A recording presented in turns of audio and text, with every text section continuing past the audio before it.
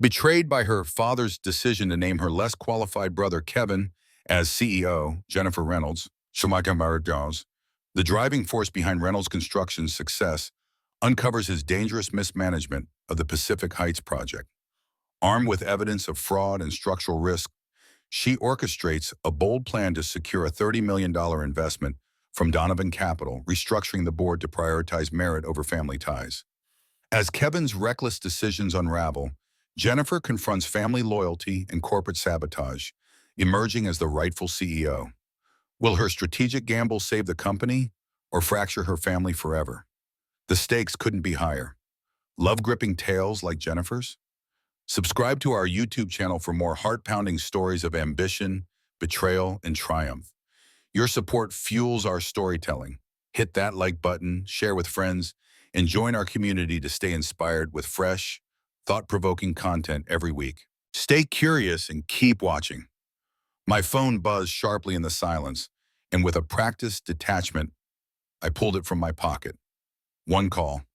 I pressed the button. Seconds later, my father's face drained of color as he realized what I had just done. But the true sting, the moment I understood the depth of my betrayal, had come earlier, weeks before. Not when the announcement came, cold and clinical, in front of the board.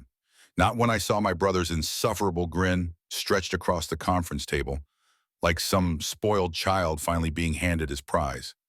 No, the real betrayal happened 3 weeks ago when I caught them, my father and my brother, emerging from the executive lounge, their low laughter too intimate for business.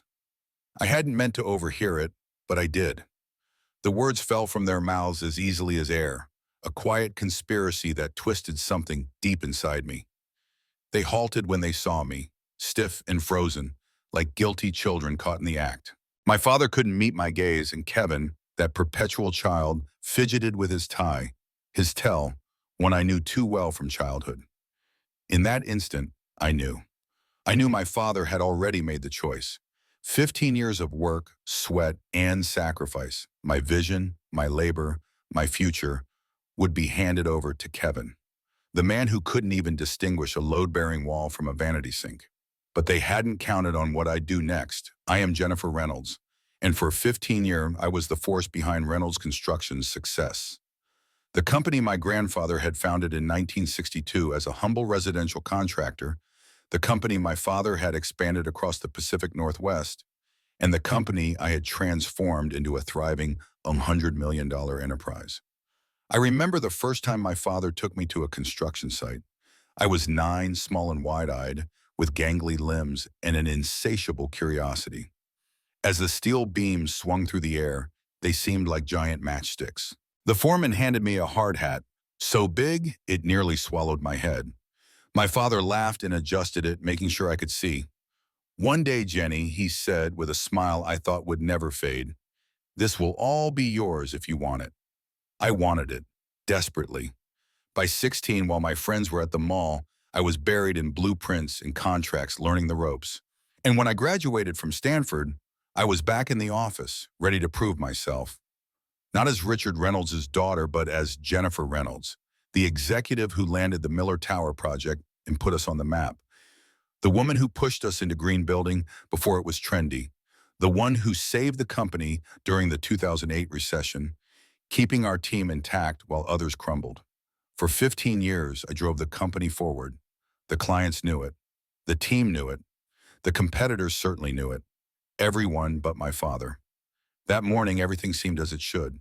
I arrived at the Portland headquarters at 6:30 a.m., an hour before the rest of the team. I cherished that quiet time, the stillness of the office, the freedom to work undisturbed. I reviewed the projections, made notes for the board meeting, and polished my presentation for the announcement I had been expecting, my father's retirement and my appointment as CEO. But when Sarah knocked on my door, coffee in hand, everything shifted. "Morning," she said, her voice chipper, but her eyes told another story. "Ready for the big day?" I smiled, smoothing my blazer. "As ready as I'll ever be." Sarah hesitated. Something in her demeanor was off. She was never nervous around me. "What is it?" I asked, frowning. She fidgeted, then spoke, her voice low. It's probably nothing, but Kevin's assistant is making copies of something for the board meeting. It's a different presentation from the one we prepared. I kept my expression neutral. I'm sure it's just supplemental materials. Thanks for the coffee. But as Sarah left, a weight settled in my chest. Kevin had been unusually interested in the numbers lately, asking questions in meetings he usually slept through. My father had canceled our strategy lunches 3 times in the past month. Something was off. I opened my laptop and checked the calendar. 2 p.m. board meeting. The sole agenda item, CEO succession. Then my phone buzzed again. Linda, our CFO, and the one person in the company I still trusted. Need to talk before the meeting. My office. I found Linda standing by the window, arms crossed tightly. Her back was stiff, her usual calm replaced by tension. She didn't turn when I entered. Close the door, she said. I did, and we stood there for a moment in silence, the weight of the moment pressing in. Linda and I had been allies for years, fighting side by side through negotiations, financial battles, and corporate wars. She had always been my confidant. Finally, she spoke, her voice grave. Have you spoken to your father today? No, I replied, my voice clipped. She turned to face me then, her expression hardening. Rightful, Linda walked to her desk and handed me a bound presentation. I glanced at the cover, Construction Vision 2025, with Kevin's name beneath it. I flipped through it quickly, each page tightening the vice around my chest. It was my plan, my strategic plan from last year, dressed up with Kevin's name. Superficial changes could mask the theft. Linda's voice broke through my stunned silence. There's more, she said quietly. The succession recommendation is in the back. I flip out to the final pages, my pulse pounding in my ears. There it was, in black and white. The board of directors will consider the recommendation to appoint Kevin Reynolds as CEO effective immediately. Everything in me recoiled. My body felt like it was tilting, the world spinning as if the ground beneath me was giving way. 15 years of hard work, of sacrifice, of building this empire, and they were handing it over to him. This can't be right, I said, my voice barely steady. It's already a done deal, Linda replied, her tone quiet, resigned. Your father has already secured the votes from the majority. The board sees it as a formality. I closed the packet, my mind racing. Does Kevin know? He's been telling his team all morning, she replied, her voice laced with sympathy. I stood, my thoughts tangled in a mess of disbelief and anger. The betrayal wasn't just that my father had chosen Kevin. It was that everyone knew before me. I had been kept in the dark, deliberately sidelined, like some forgotten afterthought. What will you do? Linda asked, her voice low. I looked at her, the question hanging in the air like a bitter fog. What could I do? My father was the majority shareholder. The board respected him without question. I had no leverage, no way to fight back. Or did I? I handed the packet back to Linda, my expression tight. Thank you for showing me this. She called after me as I walked toward the door. I'm sorry, Jen. You deserve better. I nodded, my throat tight. Words failed me. But the storm inside me, that was only beginning. I had 5 hours until the board meeting. 5 hours to decide whether I would accept this betrayal or take matters into my own hands. I steadied my breath, a sense of disbelief crawling under my skin as I forced myself to focus. Emotion was a luxury I could not afford. Not now. Anger, frustration, betrayal, none of it would change anything. I needed clarity, precision, and leverage. I called up the company's financial records, quarterly reports, project histories, and projections. Reynolds Construction had thrived, not because of sheer luck, but because of my leadership, my relentless vision. The Pacific Heights development, our crown jewel, yet its blemishes were now glaring. Kevin's pet project, a mess of ambition and inefficiency, was 3 months behind schedule and a staggering $4.2 million over budget. My pulse quickened as I dug deeper into the numbers, my instincts already screaming at me. Something wasn't right. Pacific Heights was supposed to be a gold mine, yet here we were drowning in discrepancies. I cross-checked the profit margins against the construction reports, trying to understand why the numbers just didn't align. The profit estimates were absurdly high considering the myriad issues plaguing the site. My fingers hovered over the keyboard as a horrible thought crossed my mind. Was Kevin falsifying the figures? Worse still, did Dad know? A sick knot tightened in my stomach. I needed answers, and I knew exactly who to ask. Michael Donovan. He'd been circling Reynolds Construction for years, an investor with a nose for troubled companies ripe for the taking. His firm specialized in businesses with solid foundations but faltering management, precisely the sort of situation I now found myself in. His advances had always been met with polite refusal, until now. I found his business card buried in my desk drawer, fingers lingering on the edges of the embossed letters. I stared at it for a long moment, my mind a storm of uncertainty and resolve. Then, without hesitation, I grabbed my phone. Jennifer Reynolds, he answered on the second ring, his voice betraying surprise. This is unexpected. Michael, I said, forcing calm into my voice, despite the turmoil that churned inside me. I've been reconsidering your interest in Reynolds Construction. Are you free for lunch tomorrow? There was a brief pause before he responded, his curiosity piqued. I can make myself available. Has something changed? Let's just say I'm exploring my options. 1 o'clock, Riverside Grill. Oh, I'll be there, he replied, and I could hear the intrigue in his tone. I ended the call, the weight of my decision pressing down on me. I wasn't just reaching out to a potential investor. No, this was a pivotal moment, one that could reshape everything I had worked for. Was I ready for that? The alternative was sitting back and watching as Kevin, with all his incompetence and nepotism, tore Reynolds Construction apart within 2 years. I thought of the 500 employees who depended on this company for their livelihoods. I thought of my grandfather, who had built Reynolds from the ground up with nothing but grit and determination. I thought of the little girl in the too large hard hat, the one who had believed her father when he promised her the company would one day be hers. By the time I entered the boardroom at 2 p.m., the decision had already been made. I knew my path, even if it felt like a precipice. The room fell silent as I walked in, my steps sharp and purposeful, my back straight despite the heavy air that hung between us all. The executive team and board members were already seated, their eyes darting between me, Kevin, and my father. My father stood at the head of the table, with Kevin at his right, the very spot I had always occupied. I chose the empty chair at the far end, my gaze sweeping over the faces of the men and women who had, for years, seen me lead with dedication and foresight. Some exchanged glances, discomfort etched into their features. Others barely concealed their satisfaction. Dad cleared his throat, his voice carrying the authoritative edge that had come with decades of experience. I've decided it's time for me to step down as CEO of Reynolds Construction, he began, his words heavy with finality. This company has been my life's work, but it's time for new leadership to take us forward. I remained perfectly still, my expression a mask of impassivity. Let him say it. Let everyone hear it directly.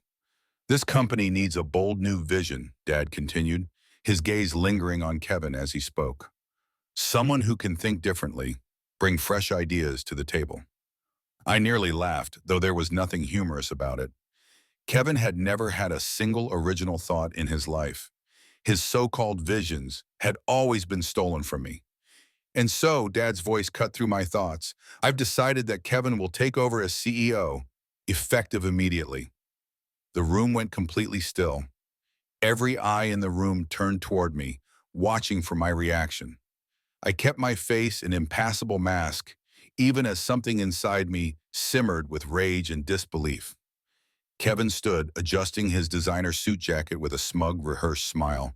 I'm honored, Dad. I won't let you down. The executives, those who had once been my allies, nodded in agreement, smiling as they congratulated Kevin. Some avoided my eyes altogether, while others shot me glances laced with pity. Finally, Dad turned to me. Jennifer will continue as COO, supporting Kevin's transition. Supporting Kevin's transition, I nearly choked on the words. After 15 years of running the company's operations, landing the most profitable contracts, and transforming Reynolds Construction into the powerhouse it was today, I was being relegated to the role of babysitter for my inept brother. As the meeting adjourned, Linda caught my eye across the table. Her face was a mirror of the fury I felt bubbling inside me. Her eyes flickered with a mixture of sympathy and anger on my behalf. I gave her a barely perceptible nod, letting her know that this wasn't over. I waited until the last of the board members had filed out before I approached my father. He was still at the head of the table, gathering his papers slowly, as though trying to delay what was inevitable. "We need to talk," I said, my voice low, controlled. Dad sighed, his shoulders sagging as though the weight of the decision had aged him 10 years. "Not now, Jennifer. We'll discuss this later." "Later, my mo," I snapped. "When, exactly? After Kevin's had time to settle into my office or after he's run the company into the ground?" "That's enough," Dad's voice sharpened. "This decision wasn't made lightly." "Then explain it to me," I demanded, my frustration boiling over. "Help me understand why you're passing over the person who's actually been running this company for years." Dad met my gaze with a steady look, his voice quieter now, almost pleading. "Kevin needs this opportunity. He needs to prove himself." I stared at him, my heart sinking with disbelief. "So this isn't about what's best for Reynolds Construction. It's about what Kevin needs. The company will be fine. You'll be there to guide him. And if I won't?" The question hung in the air between us, a challenge and a threat all at once. Dad's face hardened, his voice lowering to a dangerous tone. "Is that a threat, Jennifer?" "It's a question," I replied. "What if I don't want to be the safety net for Kevin's inevitable failures?" His eyes narrowed, and he leaned forward. "Then you're not the daughter I thought you were."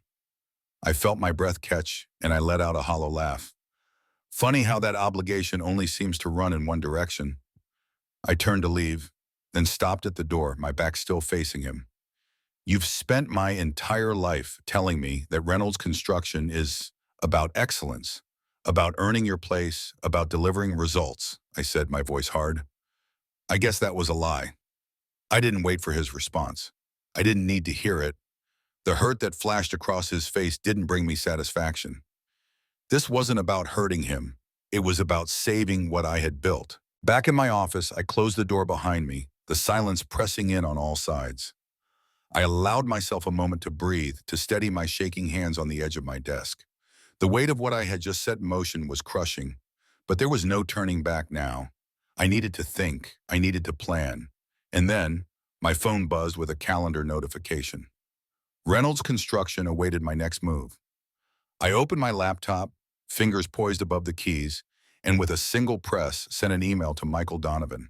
The confirmation of our lunch, accompanied by some preliminary financials of Reynolds Construction, landed in his inbox. The Pacific Heights project, our flagship, our pride, loomed like an unspeakable truth, with cracks running deep through its surface. But for now, I allowed myself to exhale, a strange calm settling in my chest. Tomorrow, the world would know. Tomorrow, Kevin would officially take his seat as CEO. And yet, in the quiet recess of my office, there was a whisper of rebellion, a flicker of certainty that I hadn't fought for 15 years to watch everything I'd built crumble in his hands. I would not go down without proving that Reynolds Construction deserved better. I deserved better. The next day, I arrived at Riverside Grill, early, 15 minutes to be exact, asking for a private booth tucked in the back corner. The restaurant was an elegant, kind of neutral, an unspoken understanding between diners that business was often being conducted, but quietly, behind the polished silverware and perfectly folded napkins. I ordered sparkling water, but my mind wasn't on the menu. My eyes scanned the familiar words I'd typed until 3 a.m. the previous night. The strategy, the plan, the precise moves that could either save me or destroy me. My stomach tightened at the thought. Then Michael Donovan entered right on time.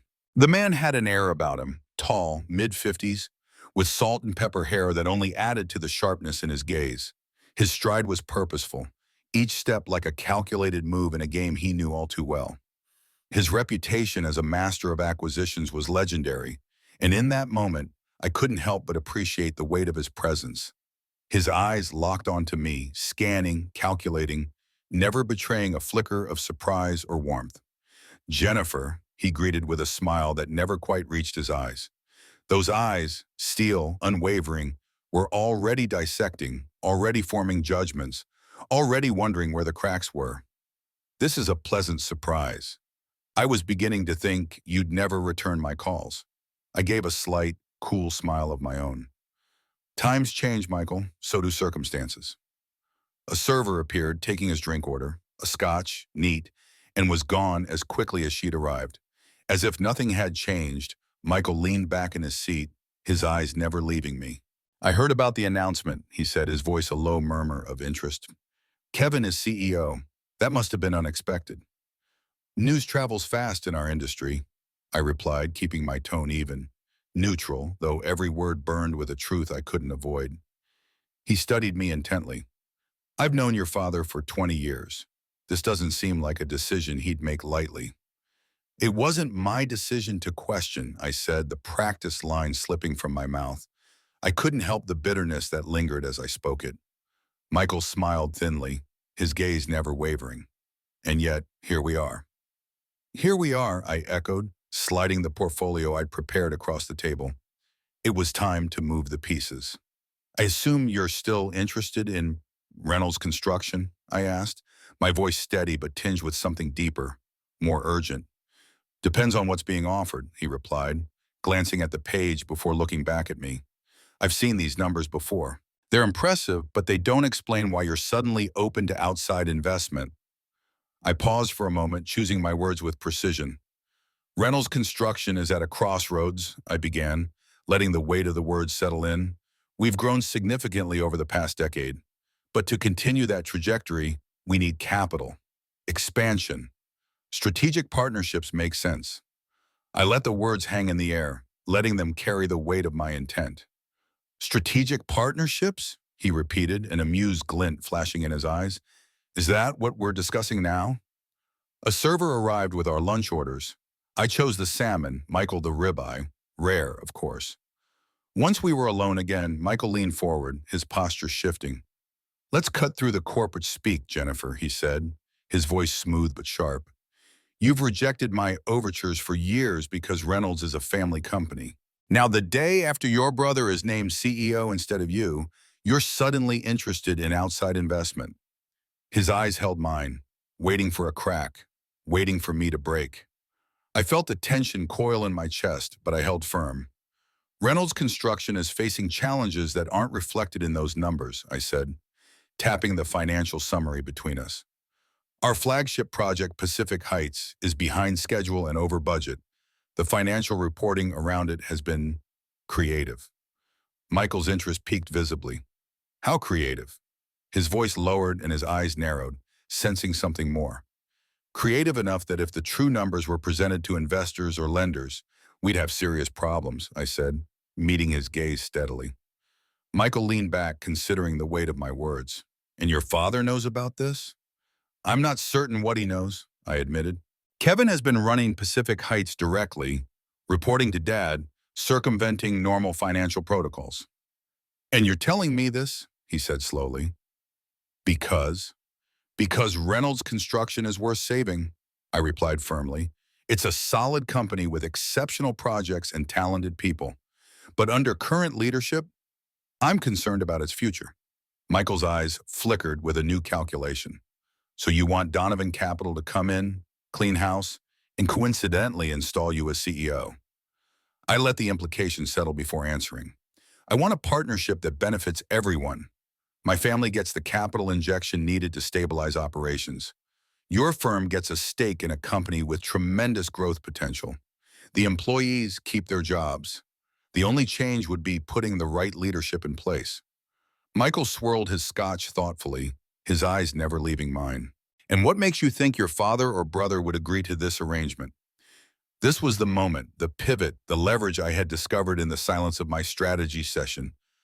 Long hours spent alone with the numbers. The truth that could change everything. Because the alternative is worse, I said quietly.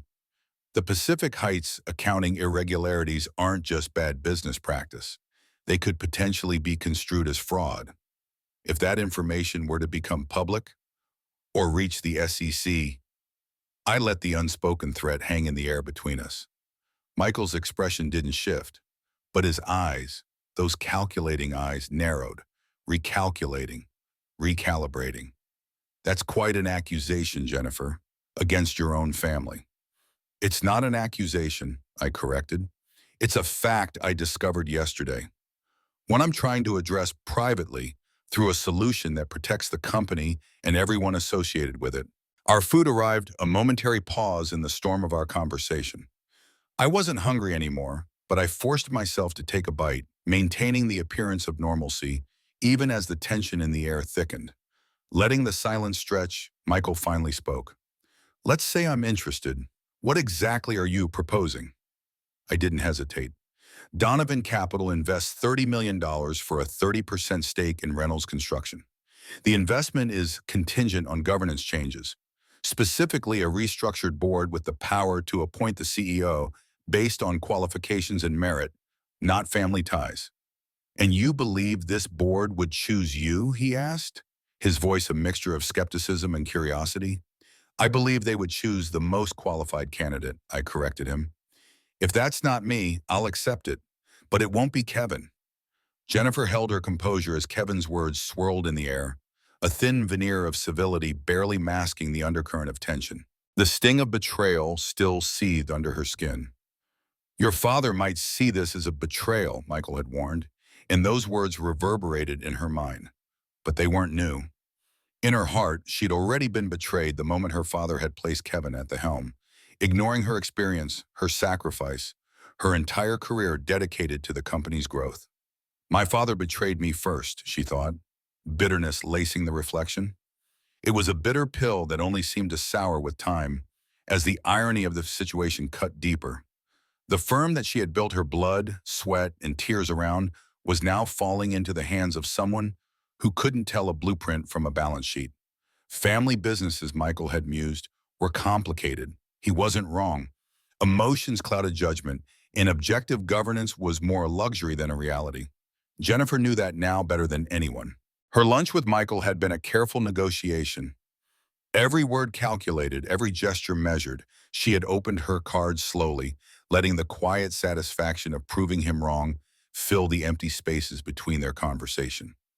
Her proposal, though bold, had nearly passed his scrutiny untouched, and by the time dessert arrived, even the predator in his eyes had softened to genuine interest. I'll need to verify your claims about Pacific Heights, he said, his voice low, tinged with the promise of something far more serious than a mere transaction. Discreetly, of course, he added, the unspoken weight of their deal now settling in. Jennifer handed him the thumb drive, the lifeblood of her plan contained in that small, unassuming object. This is a bold move, Jennifer. Are you certain you are prepared for the consequences? His words were sharp, but there was no hesitation in her response. I'm certain that doing nothing would be worse. The drive had been pocketed, but the consequences were far from settled. They were only just beginning to unfold. When she arrived at the office the next morning, the air in Reynolds Construction felt charged, as if the entire building had shifted under a new unseen pressure. The whispers had already begun, but they died down as soon as she passed, eyes darting away like frightened animals. Kevin's promotion had thrown the company into disarray, but it was the speculation about her next move that really had people talking. Her assistant Sarah met her at the door, coffee in hand, but even the comforting warmth of the cup couldn't alleviate the weight in her chest. Executive meeting in 30 minutes, Sarah said, her voice laced with that subtle concern Jennifer had come to recognize. Conference room A. Jennifer nodded, taking the coffee and noting the stack of files on her desk. She flipped through them quickly. What are these? She asked, her eyes scanning the chaotic disarray of information Kevin had sent over. Background materials for the meeting, Sarah replied.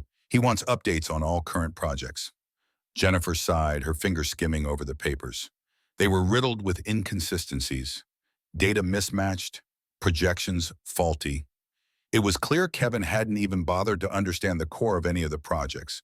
She set the files down with deliberate calm. Where is Kevin now? She asked. In your father's office, Sarah answered hesitantly. I mean his office now. And there are rumors that you might be leaving. People are worried. Jennifer offered a dry smile. I'm not going anywhere, Sarah. Not yet, anyway. Sarah's relief was palpable. Good, because between us, Kevin spent the morning asking questions about project workflows you could answer in your sleep. That didn't surprise Jennifer. Kevin's talents were confined to schmoozing clients and taking credit for the work of others, especially hers. She pushed the thought aside, focusing instead on the task at hand.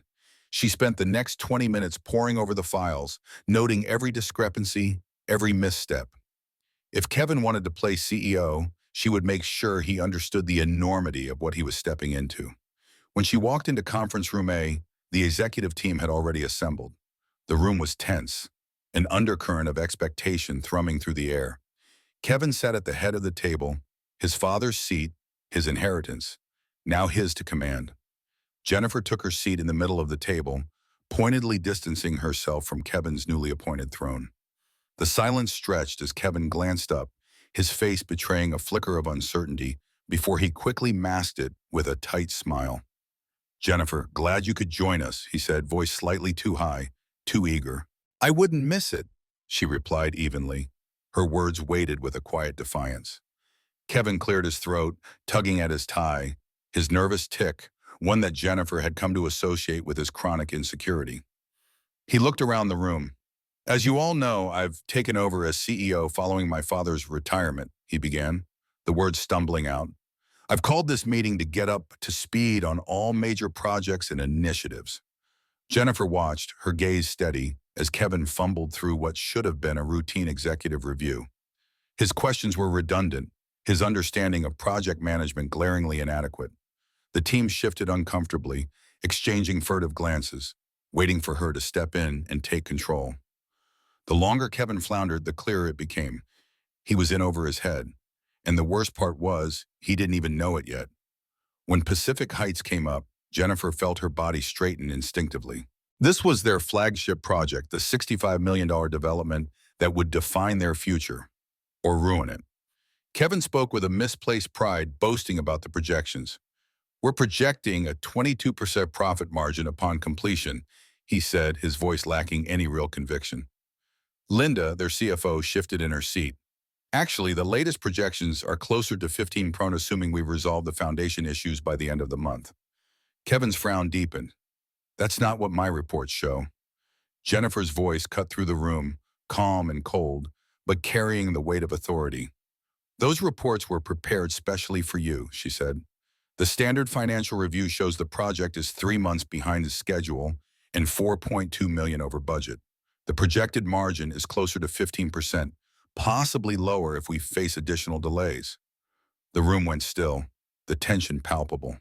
Kevin's face flushed with indignation, but the words refused to come. Finally, he found his voice. "That's simply not accurate." Jennifer didn't flinch.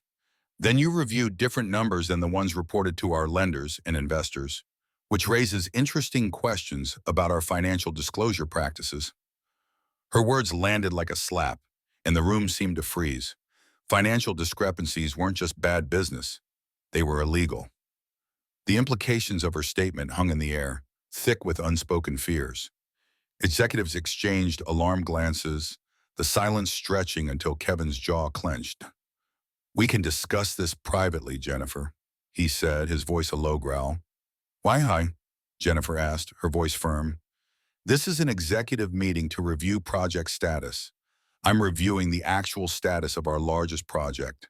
And with that, she let the truth hang in the air, a quiet declaration that the real battle for control had only just begun. The words hung in the air like smoke, curling and thickening with each passing second. Jennifer Reynolds stared at her brother, the new CEO, whose youthful arrogance had only deepened her frustration. The gulf between their realities had grown immeasurably, and the weight of the family legacy she was desperately trying to save crushed her from within. "With Pacific Heights," she began, her voice carrying the weight of the situation. "Are you familiar with the stop work order issued yesterday due to insufficient structural engineering documentation?" She let the question hang, knowing full well he wouldn't have a proper answer.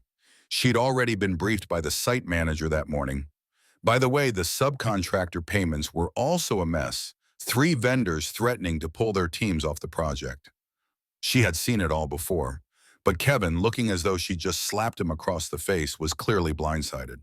His glossy reports hadn't contained a whisper of this. Kevin blinked, caught, fumbling for control as though it could still be wrested from her hands. I'll address those issues immediately, he managed, his voice strained but too proud to admit how unprepared he was. Good, she nodded, her tone icy. The team will need clear direction, especially on the additional $2 million required to resolve the foundation issues. Around her, the other executives stared, their eyes wide, sharp, uncertain how to navigate the discomfort that now pressed in from every side. Kevin, the newly minted CEO, was being exposed. Dangerously uninformed about the very project he'd been using as his crowning achievement, the one he believed would secure his place in the company. She could almost feel the pity in the room, and it made her skin crawl. But Kevin wasn't one to face facts head-on. With a sudden jerk, he pivoted. Let's move on to the Westlake contract. The rest of the meeting dragged like a slow, painful death. Kevin presented optimistic yet utterly fabricated figures, spinning tales of success and growth. And every time Jennifer or someone else on the team had to clarify with the cold, hard truth, the gap between their versions of the world grew wider and wider. Kevin's defensiveness only deepened the rift, his attempts to steer the ship stifled by his own inability to see the storm on the horizon. By the time the meeting came to an end, the atmosphere was suffocating. Everyone knew it. Kevin was out of his depth. As the others filed out, Jennifer stayed behind at Kevin's request. Once the door clicked shut behind the last of the team, Kevin's polished mask of professionalism crumbled like brittle paper. "What the hell was that?" he demanded, his voice pitched with equal parts frustration and confusion. "That was an accurate project review," Jennifer replied, her words sharp, calculated. "Something you should probably get comfortable with if you're going to be CEO.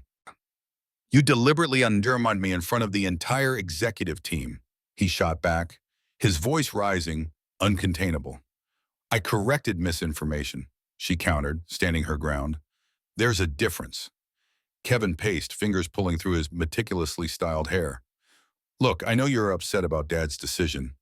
His voice had softened, but it was a feeble attempt to shift the blame. "This isn't about Dad's decision," she interrupted, her voice cool as ice. "This is about you presenting fiction as fact. Pacific Heights is in trouble, Kevin. Real trouble.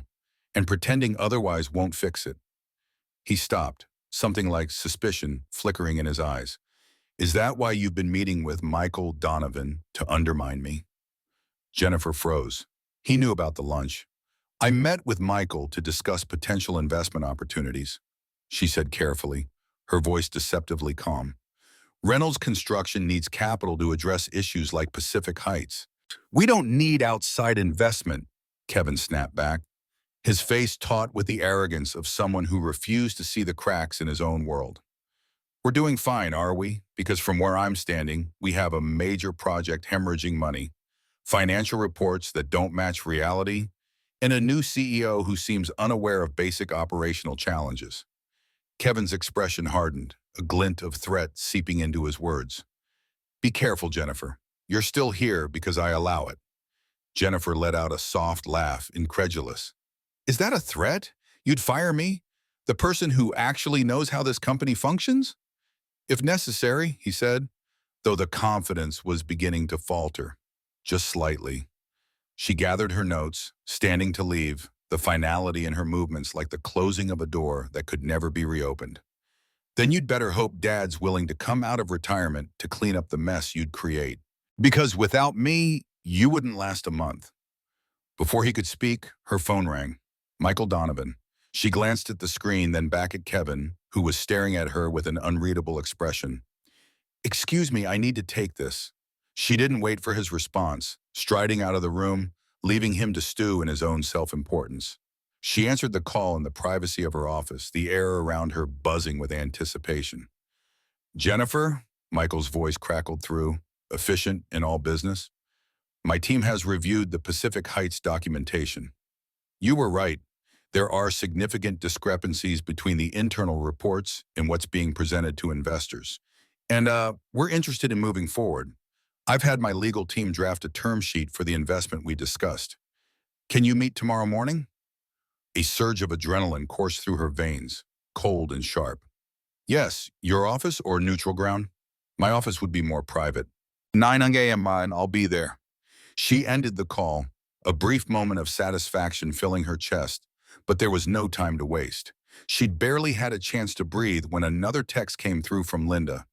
Your brother just stormed into your father's house, all hell about to break loose. Good. It was time for this to come to a head. The rest of the day passed in a blur of preparation. She gathered every scrap of documentation she could find, ensuring her arguments were unassailable. She reviewed the company bylaws, scrutinizing every line that pertained to ownership changes and board restructuring. When the clock struck evening, Jennifer had every angle covered. The silence in her phone, though, no calls from Dad, no further messages from Kevin, spoke volumes. It was the calm before the storm. At home, Jennifer poured herself a glass of wine, the amber liquid swirling in the glass as she stood by her apartment window. The Portland skyline spread out before her, and in the distance, the outlines of several buildings rose up, towering testament to what Reynolds Construction had built, what she had built. Then the doorbell rang. She peered through the peephole, and there he was, her father, looking every bit of his 68 years, his tired eyes carrying the weight of 1,000 unspoken things. Without a word, she opened the door, stepping aside to let him in. Jennifer, he said, his voice cracked, worn with the burden of exhaustion, or perhaps something deeper. Dad, she replied, motioning toward the bar. Wine, something stronger, if you have it. He nodded, and she poured him a whiskey. They settled into the silence of her living room, the weight of everything unsaid filling the space between them. Finally, he broke the silence. Kevin tells me you met with Donovan. I did. Why? She met his gaze, her expression unreadable. Because someone needs to save Reynolds Construction from your mistake, she replied, the words sharper than she intended, but there was no turning back now. Her father flinched as if struck. That's unfair, is it? You gave the company to someone who has manipulated financial reports, misrepresented project status, and has no idea how to run a construction business. How is that unfair? Her father set down his glass, his expression hardening, but still searching for some thread of understanding. Kevin made some aggressive projections on Pacific Heights. That's not unusual in our business. These aren't aggressive projections, Dad. They're fabrications. The project is months behind schedule and millions over budget. The reports Kevin showed you bear no resemblance to reality. Her father's anger surfaced, his voice rising. And you took this information to an outside investor? Your own family business? I took a solution to someone who can help. Donovan Capital is prepared to invest $30 million in Reynolds Construction. That money would stabilize Pacific Heights and fund the expansion we've been planning for years. Her father's eyes narrowed, suspicion creeping in. What's the catch? Governance changes, a restructured board with the power to appoint the CEO based on qualifications, not family ties. Understanding flickered in his eyes, followed by something darker. So that's it. You couldn't accept my decision. So you're staging a corporate coup. I'm saving the company as you spent your life building, she shot back, her words hard as steel. The company you're apparently willing to sacrifice for Kevin's ego. Her father's gaze darkened. You don't understand? Then help me understand, she snapped, the cracks in her composure finally showing. Help me understand why you would pass over someone who has proven herself for 15 years in favor of someone. But she didn't finish. The silence between them was the loudest answer she could give. The words struck like a slap. My father, standing there pacing with the same restless energy Kevin had only moments ago. The family resemblance was so sharp it hurt. His voice, steady yet laced with something I couldn't quite place, cut through the stillness of the room. Kevin needs this opportunity, Jennifer. You've always been the strong one, the capable one. You'll be fine no matter what. Those words felt like a cold, cruel hand pressing down on my chest. Punished for my competence, for my years of hard work, for being the one who had earned every step of this climb.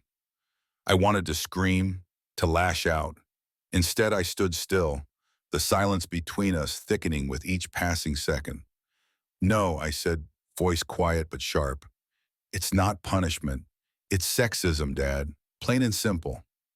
His face flickered with genuine shock, his gaze faltering for the briefest moment. That's not true, he said, his voice faltering. This isn't about gender, is it? I leaned forward, the words coming quicker now, like a floodgate had opened. Would you say that to a son who had earned this position after years of dedicated service? No, Dad, you wouldn't. For a long moment, he said nothing, and the room seemed to hold its breath. Then, without warning, his shoulders slumped, and he sank back into his chair defeated. But his eyes didn't leave mine. You're twisting my words.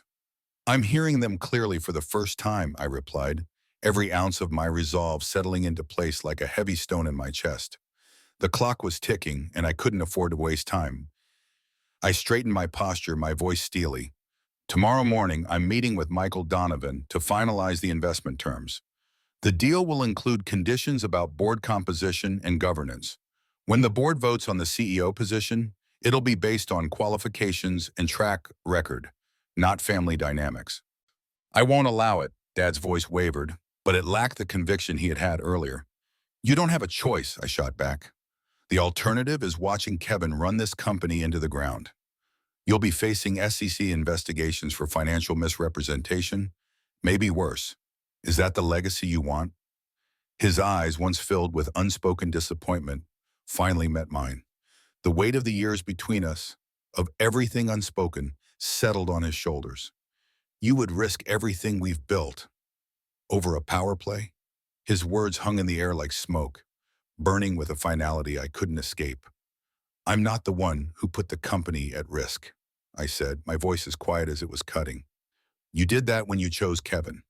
He finished his whiskey in one swift motion, standing to leave. I thought I knew you better than this, Jennifer. Funny, I replied, the words tasting bitter on my tongue. I thought the same about you. The door closed with a dull thud behind him, and I was left alone. The apartment, once a place of sanctuary, now felt like a cage. I sat down on the couch, my mind reeling, but there was no going back. Tomorrow would change everything. The family dynamics, my role at Reynolds Construction, my future. Everything hinged on the choices I was about to make. I thought of the girl in the hard hat, full of hope, who believed her father when he promised it would all be hers one day. Then I thought of the woman I had become, the one who had proven herself time and again, only to be held back by a web of outdated, sexist ideas. No more, I whispered to the empty room. A ping from my phone broke the silence. I opened the text to find a message from Robert Chen, the developer on the Pacific Heights project. Heard you're making moves. We should talk. I have information you might find useful. Chen, I couldn't shake the sense of unease. He'd always been Kevin's contact, kept deliberately separate from me despite my position as COO. What did he have that could possibly be useful to me now? I typed back, my fingers moving with a sense of purpose. When and where? His response came quickly. Tomorrow, 8 a.m., coffee shop on 4th and Pine, an hour before my meeting with Michael. I hesitated for a moment, then typed back. I'll be there. Whatever Chen had to say, I couldn't afford to ignore it. In this game, every move, every piece of leverage was crucial. I set my alarm for 6:00 a.m., my mind already racing with contingencies, strategies, and the constant echo of my father's disappointed voice. Tomorrow would be the day everything changed. The morning was gray, the kind of drizzly Portland morning that matched the weight in my chest. I dressed carefully, choosing a charcoal suit with a deep blue blouse, professional, powerful, but not trying too hard. The image I projected today would matter almost as much as the words I spoke. I arrived at the coffee shop on 4th and Pine 10 minutes early. It was a small, upscale place frequented by business professionals who always seemed to move with a purpose. I ordered a cappuccino, took a seat at a table in the back corner, ensuring I had a clear view of both the entrance and the street outside. Exactly at 8 a.m., Robert Chen walked in. He scanned the room, his eyes locking onto me almost instantly. He was younger than I'd expected, in his early 30s, sharp features, an expensive watch glinting under the soft light. He ordered at the counter before making his way over to me. Jennifer Reynolds, he said, and extending his hand, a slight smile playing at the corner of his lips. Finally, we meet in person. I shook his hand briefly, giving nothing away. Mr. Chen, you said you have information. His smile deepened, amusement flickering in his eyes. I appreciate that, he said. I have another meeting shortly. Let's get to the point. Chen leaned in slightly, lowering his voice. I understand you're pursuing outside investment from Donovan Capital. Interesting move, considering the circumstances. I raised an eyebrow, my gaze steady. What circumstances would those be? The discrepancies in the Pacific Heights reporting, the convenient promotion of your brother, despite his limited qualifications. I kept my expression neutral. And this concerns you because? Because Kevin's been pushing when to cut corners on Pacific Heights for months, he said, his voice dropping even lower. Cheaper materials, reduced safety measures, expedited timelines without proper engineering reviews. This is worse than you think. It's not just financial misrepresentation. It's dangerous. If the foundation issues become public, and they will, it's going to be a disaster. A chill ran down my spine. The stakes were higher than I'd imagined. Do you have documentation of these requests? Chen smiled, that same cold, calculating look. Of course, I document everything, especially when dealing with the clients who might become problematic. He paused for a moment, sipping his espresso, his eyes never leaving mine. I'm giving you information you need to make informed decisions about the future of Reynolds Construction. How you use it, that's your business. The small thumb drive he slid across the table was a weight I could feel even before I touched it. It wasn't just evidence of Kevin's incompetence. It was proof of deliberate malfeasance. I picked it up, weighing it in my hand. Why bring this to me instead of going directly to the board or my father? Chen's expression hardened slightly. Your father has made it clear he's backing Kevin regardless of the facts. As for the board, I'm a contractor, Miss Reynolds. I depend on relationships in this industry. Being seen as a whistleblower wouldn't serve my long-term interests. But giving you this, well, that might change things. I held the thumb drive tightly, knowing this was the leverage I needed, the tool that could shift the entire power dynamic at Reynolds Construction. The next move would be mine. The weight of the thumb drive in my palm felt far heavier than its size. I turned it over, its smooth surface betraying the gravity of the decisions wrapped up in its contents. What do you want in return? I asked, my voice low, a blend of suspicion and resignation. Chen's gaze was steady, calculating.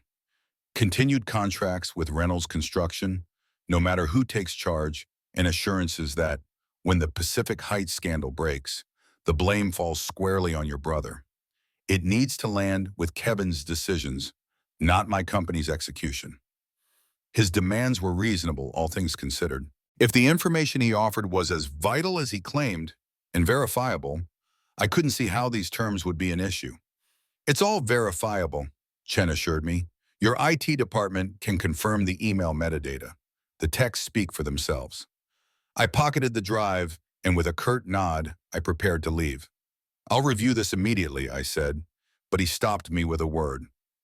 One more thing, he said, his voice darkening. The structural issues at Pacific Heights are worse than anyone has admitted. If we don't intervene now, we're looking at potential safety hazards, not just budget overruns. I froze. How bad? Bad enough that I've instructed my team to document everything. We're talking about the foundation not being able to support the weight of the building as designed.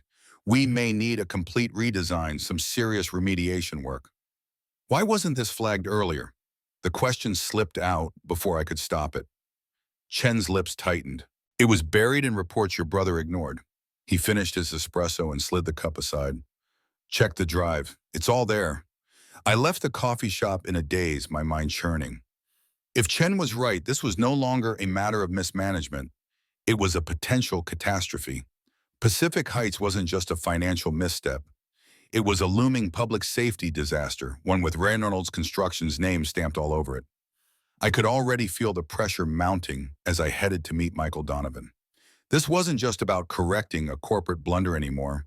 It was about averting a crisis. Donovan Capital's headquarters occupied the top 3 floors of a sleek, modern high-rise downtown, its glass walls offering a commanding view of the Willamette River. Inside, everything was polished and cold, from the chrome accents to the minimalistic furniture. Michael's assistant led me straight to a private conference room where he was waiting, accompanied by 2 others, Helen Morris Donovan Capital's legal counsel, and James Patterson, the chief financial analyst. Jennifer, Michael greeted me with a nod. Thank you for coming.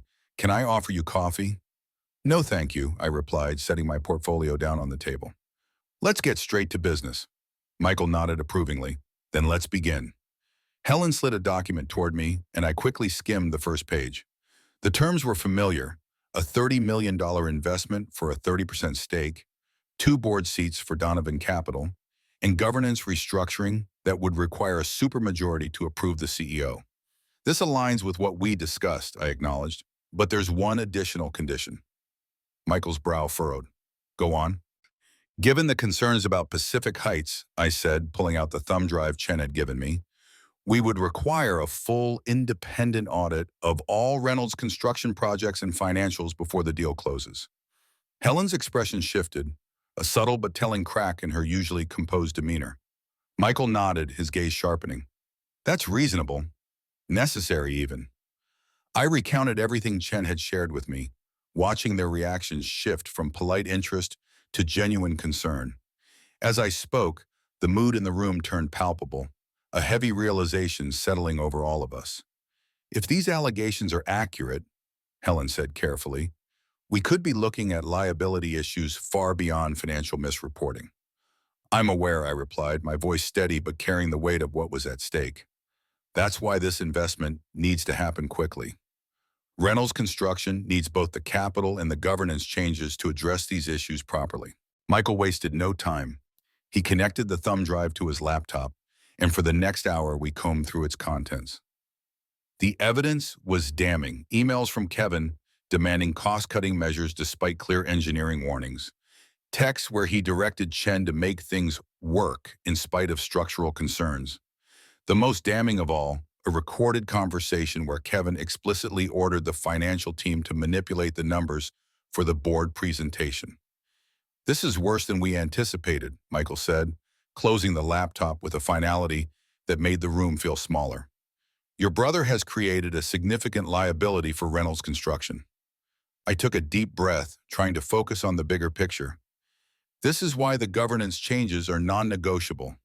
Reynolds Construction needs leadership that will address these issues transparently and effectively. Helen nodded in agreement, but her expression darkened.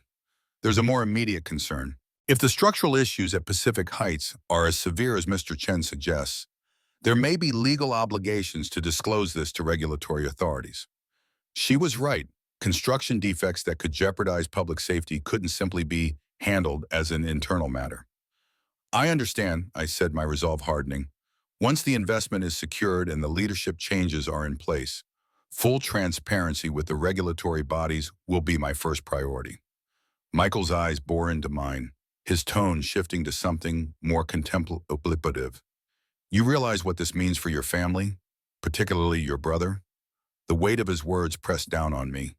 This wasn't just about business anymore. It was about family and everything it meant to me.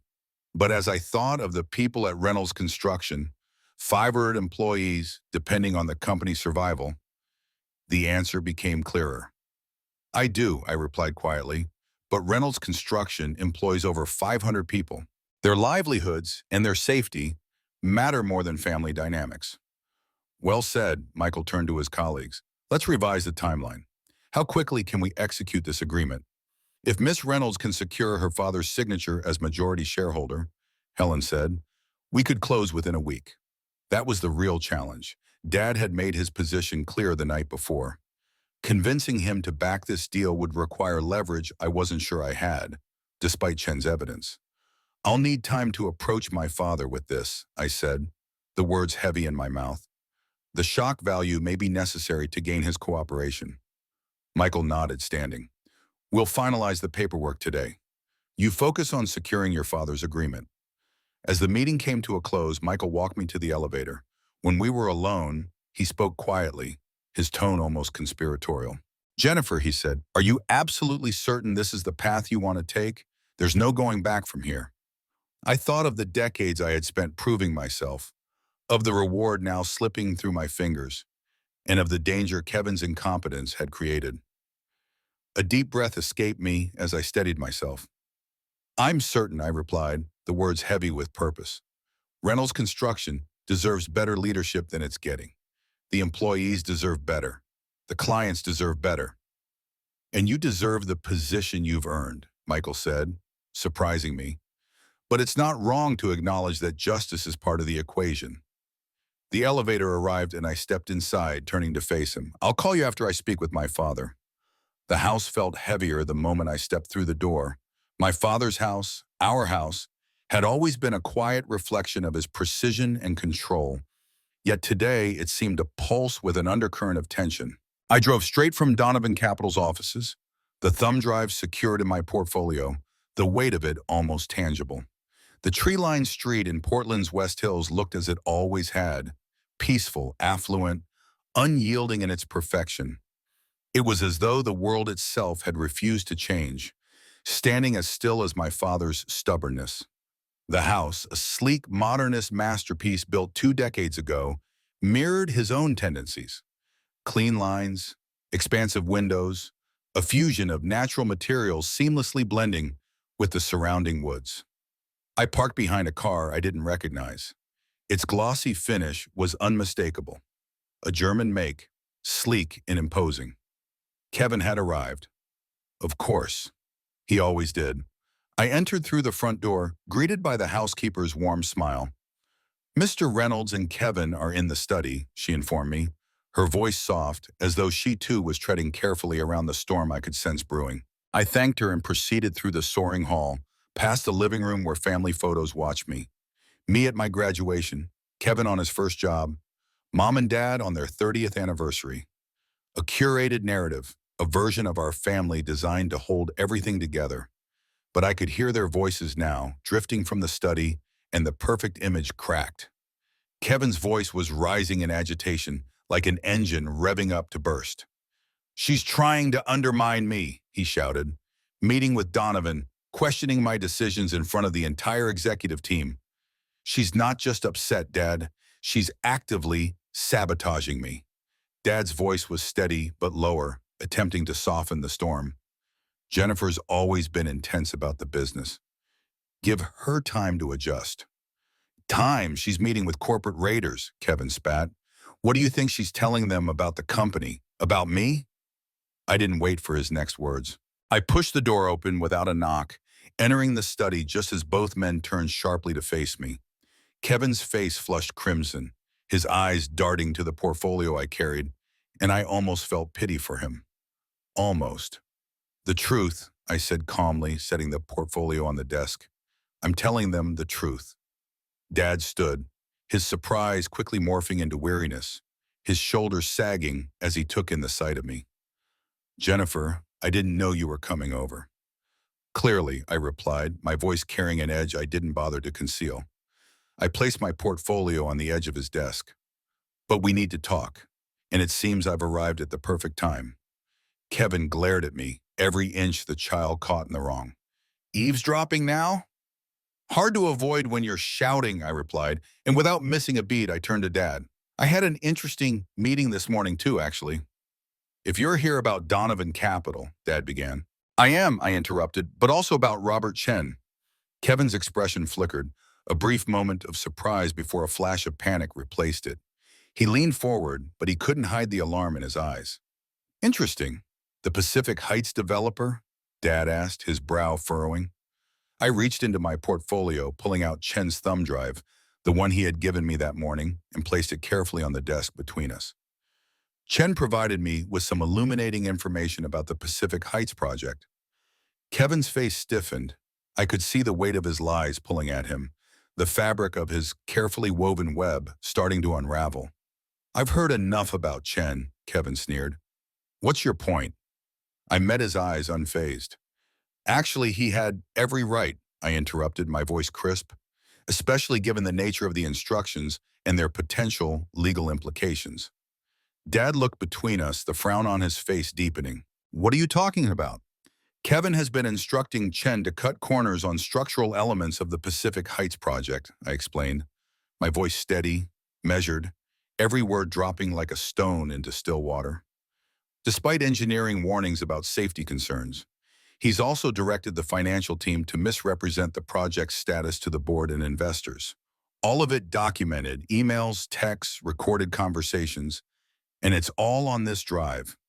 Kevin shot up from his chair, his face reddening with fury. That's a lie, he spat. Chen is trying to cover his own incompetence by blaming me. Shall we review the evidence together? I asked coolly, gesturing to Dad's computer. The emails where you specifically instructed Chen to find cheaper alternatives for the load-bearing supports? The texts where you told him to handle the engineering concerns quietly?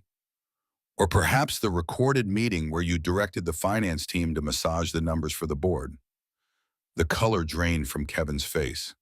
Dad's brow furrowed deeper as he turned to me. Is this true? Is this true, Kevin? Kevin scoffed, his arrogance cracking.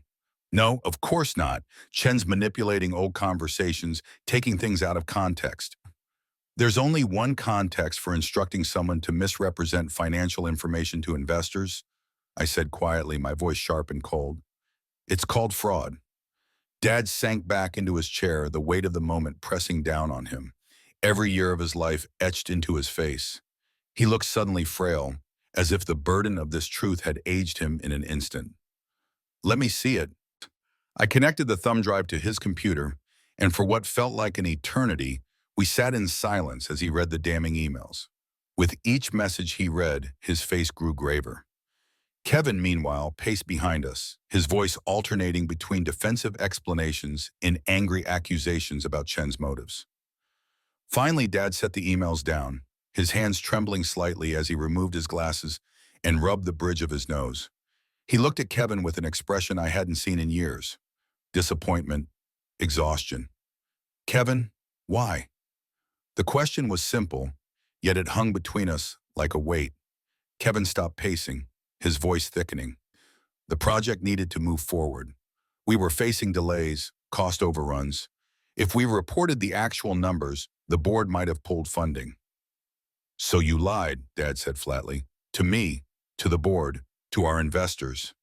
Kevin's voice rose, defiant. I made decisions to protect the project. By putting lives at risk, I cut in. Not when structural safety is on the line. Dad turned to me, his expression hardening. And your solution to this is Donovan Capital selling a stake in our family company to outsiders? My solution, I said, steady as a stone, is saving Reynolds Construction from a leadership disaster and potential legal catastrophe. I placed the term sheet beside Dad's computer. Donovan is prepared to invest $30 million for a 30% stake. That capital would address the Pacific Heights issues properly and fund our expansion plans. The agreement includes governance changes, specifically a restructured board with the authority to appoint the CEO based on qualifications, not family sentiment. Kevin laughed bitterly, the sound harsh and devoid of humor. And there it is. This whole thing is just a power play to get the job Dad gave to me. This whole thing, I shot back, is about preventing Reynolds Construction from becoming the next cautionary tale in the industry. A family company destroyed by nepotism and incompetence. That's enough, both of you! Dad's voice thundered through the room, cutting through the rising tension. He studied the term sheet, his face unreadable. After what seemed like an eternity, he spoke, his voice low. 30% is a significant dilution of our family's control. It's better than bankruptcy, I said bluntly, or worse, liability for structural failures that could harm people. Dad turned to the window, his back to us, looking out at the manicured gardens Mom had tended to so lovingly. The silence stretched between us, heavy, thick. Kevin and I stood there waiting for his verdict, like children called to account. The Pacific Heights issues need to be addressed immediately, he finally said, his voice carrying a weight that felt like a final judgment, regardless of how we proceed with Donovan. Agreed, I said, my tone firm, unwavering. But we need more than just a solution. We need a way forward. Jennifer felt the weight of her father's voice before he even spoke. It wasn't the sharpness that troubled her. There was an eerie calmness to it, as if he had already come to terms with the inevitable. The silence stretched between them, heavy and thick, before he finally spoke.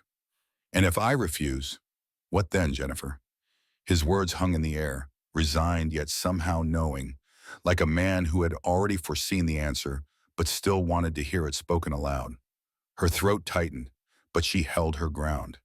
"I hope it doesn't come to that," she said, her voice steady but betraying a hint of exhaustion.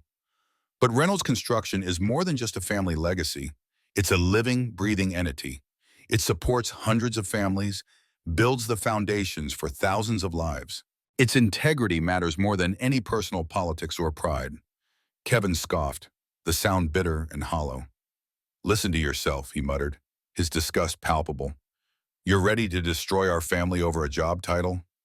Jennifer felt her composure fray, the carefully constructed layers of diplomacy peeling back with each word. "This isn't about a title, Kevin," she snapped, her frustration breaking through. "This is about responsibility, about earning your position through merit and hard work, not birthright, something you've never understood." Before Kevin could retort, their father's hands shot up, stilling the air between them. "Both of you stop," he said, his voice firm but tired, as if the weight of years was catching up with him. "I need time to think, to verify Chen's allegations independently." Jennifer nodded, a sense of resolution settling over her. "The term sheet is valid for 72 hours, she reminded him. "After that, Donovan may reconsider. He has his own liabilities to consider." Her father looked at her then, his gaze unreadable, and she couldn't decipher whether it was disappointment, resignation, or something else entirely. "You've always been strategic, Jennifer," and he said, his voice softening ever so slightly. "Single-minded." His eyes flicked toward the term sheet and thumb drive she had placed before him. "Leave these with me. I'll call you tomorrow with my decision." It wasn't the immediate agreement she had hoped for, but it was something better than outright rejection. She rose, gathering her portfolio, and paused at the door, turning to face him one last time. "Think carefully, Dad," she said, her tone quiet but charged with intent. "This isn't just about who leads Reynolds Construction. It's about what kind of company it will be, going forward." Kevin remained behind as she left, the tension crackling in the room as if he were already plotting his next move. But Jennifer didn't care. The facts were no longer on his side. She was done playing games. The morning after felt like a breath held too long, the cold Portland air pressing against her chest.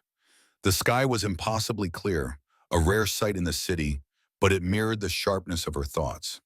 She arrived early at the office, the silence of the empty building giving her the space she needed to prepare for what might come next. If her father signed the Donovan investment, there would be work ahead, plans to set in motion, changes to manage. But if he refused, well, she had contingencies for that too.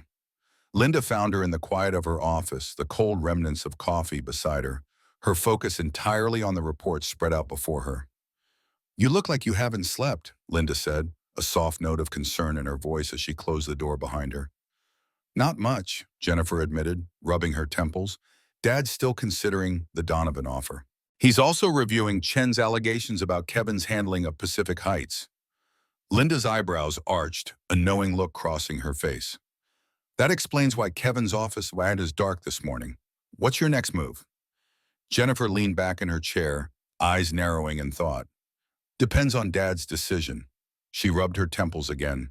"How's the team reacting to yesterday's meeting?" "Concerned," Linda replied, sitting down across from her.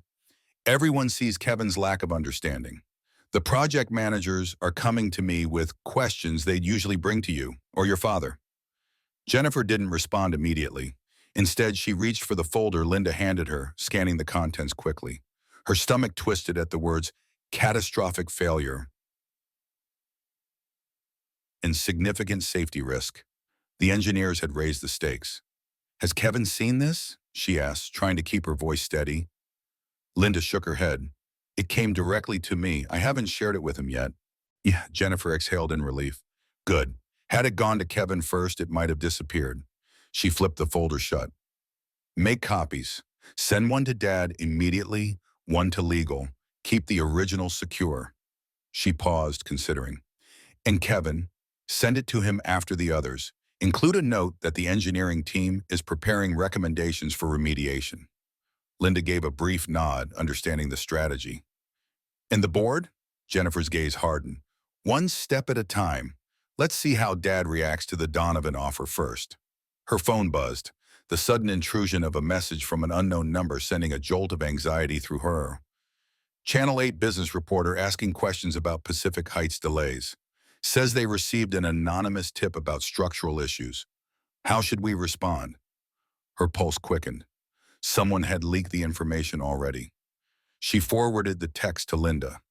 This complicates things, she said, her voice tight with worry. Linda read the message, her frown deepening. We need to get ahead of this. A proactive statement acknowledging a routine structural review would be better than letting it appear we're hiding problems. Agreed, Jennifer said. Have PR draft something. Emphasize our commitment to safety and quality standards, but don't confirm anything specific yet.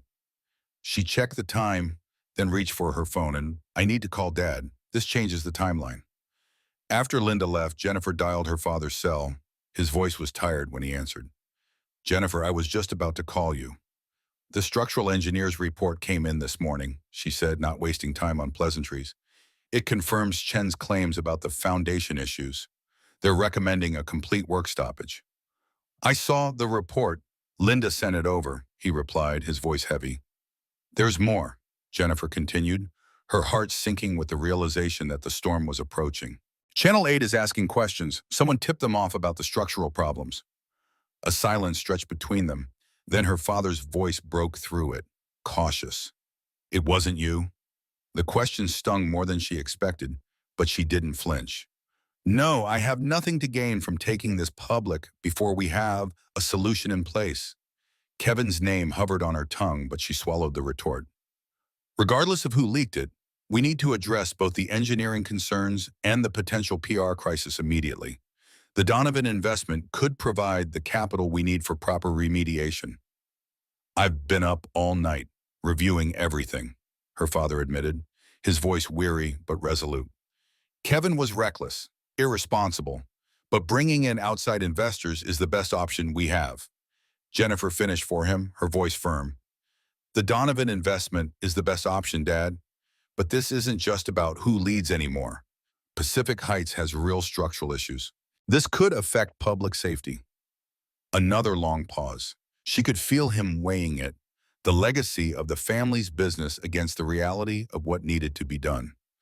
Finally, he spoke, his voice low. All right, I'll sign the term sheet, but I want some amendments. Relief rushed through her, but it was tempered by the weariness of the moment. What amendments? First, he said, I want a right of first refusal. If Donovan ever decides to sell their stake, the family should have the option to buy it back. Jennifer thought for a moment. Reasonable enough? I'm sure that can be arranged. What else? Kevin's fist slammed against the doorframe, his anger palpable, burning through the tension in the room like wildfire. Happy now? His voice was a raw, jagged edge. Dad just called me, told me he's signing with Donovan. I steadied my breath, keeping my gaze cool, level. The storm inside me roiled, but I refused to let it show. It's the right decision for Reynolds Construction. Kevin's sneer was immediate, venomous. It's the right decision for Jennifer Reynolds, he spat back. You couldn't stand that Dad chose me instead of you. So you manufactured this crisis. The accusation hung in the air, thick with the weight of old rivalries. But I was past the point of defending myself. I didn't manufacture the structural issues at Pacific Heights, I said, my voice unwavering. I didn't fabricate the emails where you instructed Chen to cut corners. And I certainly didn't tip off Channel 8 about potential safety concerns. His expression faltered for a split second. A twitch of something. Fear, maybe. Guilt. His eyes hardened, the mask slipping just enough to reveal the cracks beneath.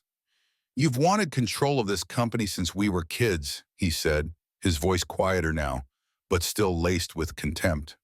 Always Dad's perfect little protege, following him around the job sites, staying late at the office, making sure everyone knew how dedicated you were. I met his gaze, the sharpness of his words slicing through the air. That's called working, Kevin. You should try it sometime. His laugh came out bitter, sharp as glass. You think I don't work?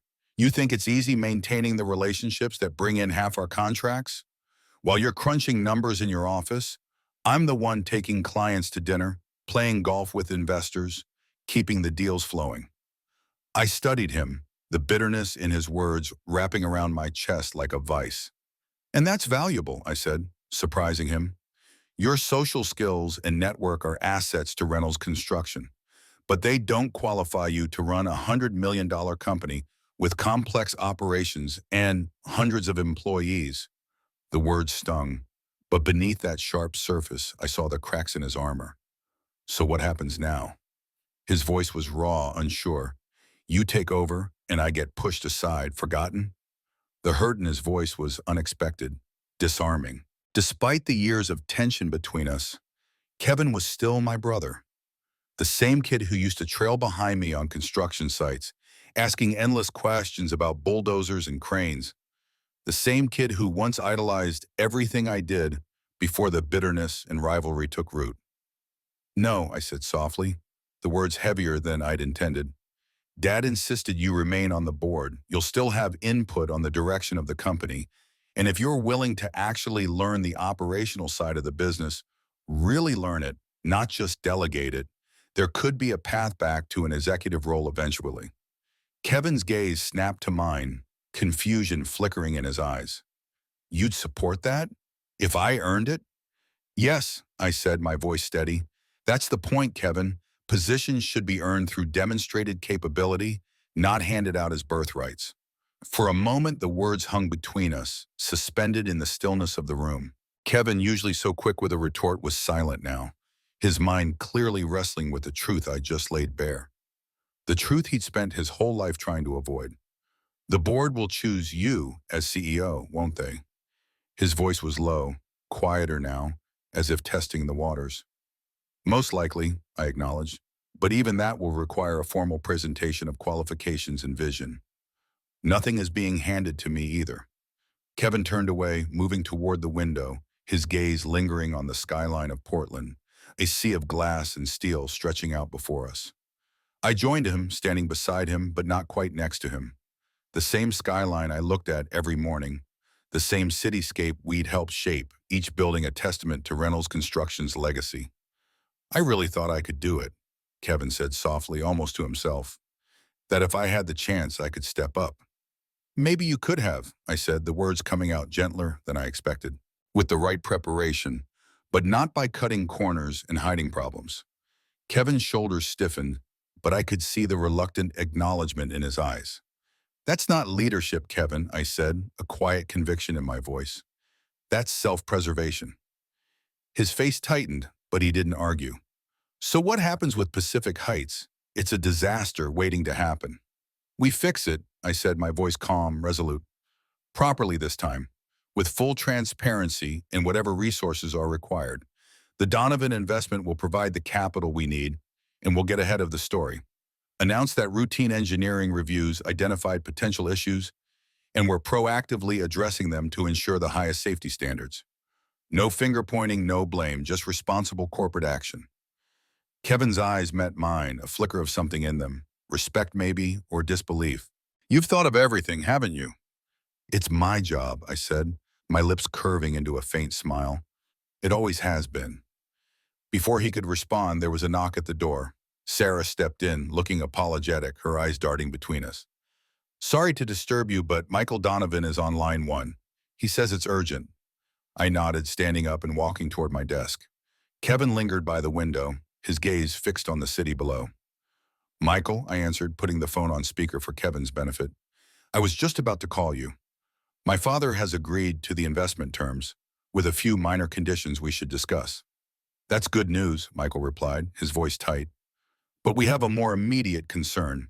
The Pacific Heights situation has escalated. A structural engineer who conducted the recent assessment apparently shared his findings with a former colleague at the building department. They're sending inspectors to the site this afternoon. My stomach tightened, the weight of his words sinking in like a stone. Government inspectors meant official reports, citations, maybe even fines or legal consequences. This was no longer just about the company. It was about the survival of everything we'd built.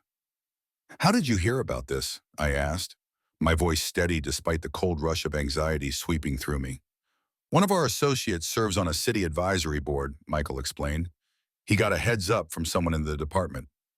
Michael paused, the gravity of the situation settling into his tone. Jennifer, this changes the risk profile of our investment. We'll need to discuss adjustments to the terms. Kevin had gone pale, his mind racing as the implications of Michael's words sank in.